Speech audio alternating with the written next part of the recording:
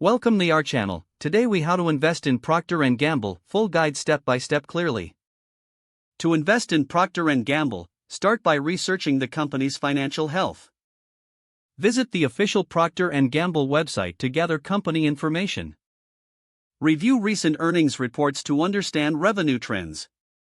Check the stock price history to evaluate its performance over time. Visit financial news websites for the latest analysis and recommendations. Create a brokerage account if you don't have one already. Choose a reputable online brokerage known for stock trading. Complete the account setup by providing necessary personal and financial information.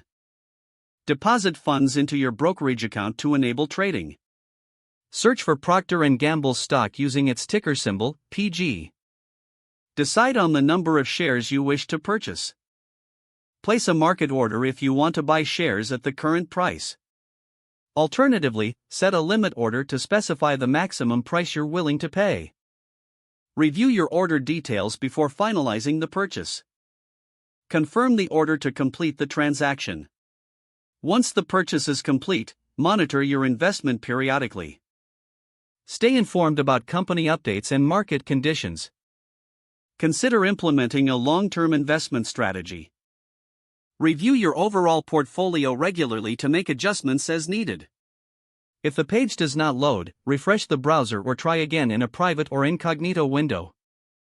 Make sure you are using the correct email address, then retype it carefully to avoid small. If your password is not accepted, use the reset option and create a new strong password you can remember. Check your spam folder for verification or security emails, then complete any requested confirmation steps.